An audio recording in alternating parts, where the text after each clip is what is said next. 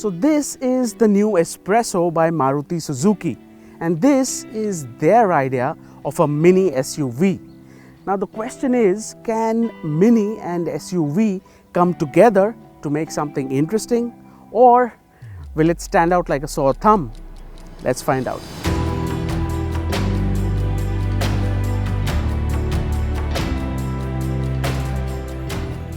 One look at the Espresso and you know Maruti wanted to infuse it with all the ingredients of an SUV. It's got an upright shape, squared off front end with a high bonnet line, with the headlights merging into the slim Brezza-like grille. On the sides you get 14-inch wheels on the top end models and a thin side cladding. The rear is pretty plain Jane with just a rugged looking bumper adding some character. What is interesting to note is that it gets an SUV-ish 180mm of ground clearance and still is just 120mm longer than the Alto. Overall, the Espresso looks like an interesting design, but is sure to garner a lot of polarizing views.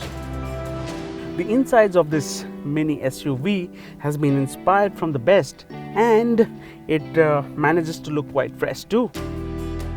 You get an all-black theme with color-coded bits on the top spec trim. The dashboard is upright and features a centrally mounted digital speedometer. The touchscreen infotainment system is positioned right below it. The central AC vents are positioned on the either side of the instrument cluster. Quality of materials is pretty good for a car in this price range.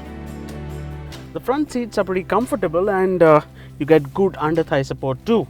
And seating position is quite high as well.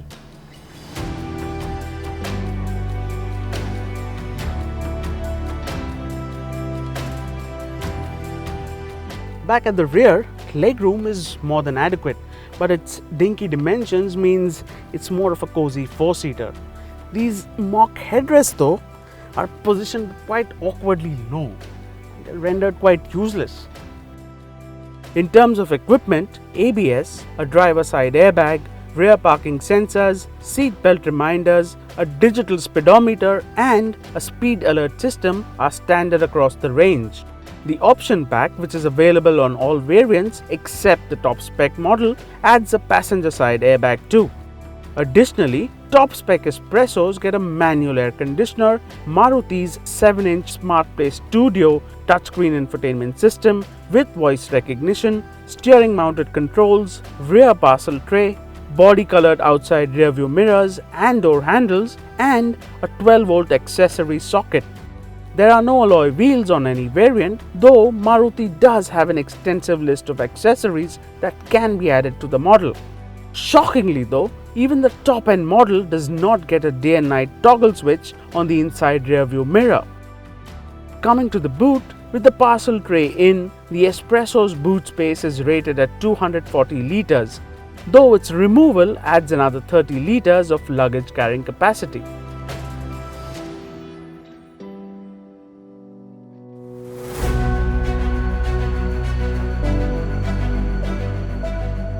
Powering the Espresso is a BS6 compliant 1-litre K10B petrol engine, and it is mated with either a 5-speed manual transmission or a 5-speed AMT. Unfortunately, you don't get that yummy 1.2-litre engine even as an option. Driving the auto gear shift first, the Espresso is quick to respond even to light throttle inputs. The auto gear selector has a slight lag, but that's with almost all AMTs. The 5-speed manual on the other hand feels far more responsive. Shift action is a little rubbery, but the clutch is extremely light, which should be a boon in city traffic. Driving at 60 to 80 km per hour, the Espresso feels comfortable and refined. But push it harder and things start to get noisier and dramatic. Driving on the open roads of Jodhpur, the Espresso feels stable even at 100 km an hour. But what is a revelation is the ride quality. Bad sections are absorbed beautifully and all that suspension travel really comes in handy. While we didn't really get any corners, the tall stance and the long travel suspension means the Espresso does roll a bit. But being a city commuter, it shouldn't be much of a worry. The Espresso is a Maruti, so it has to be fuel efficient. Maruti claims a fuel efficiency of 21.7 kilometers per liter, but that is something we still need to test.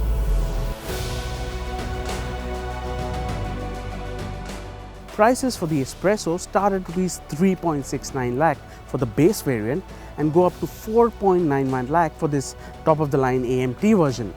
Now these are slightly higher compared to its direct rival, the Renault Kwid, and it will be a tough fight between these two. But if you are on a budget and in the market for your very first car and don't mind something quirky with good ground clearance, the Espresso could be your ideal cup of coffee.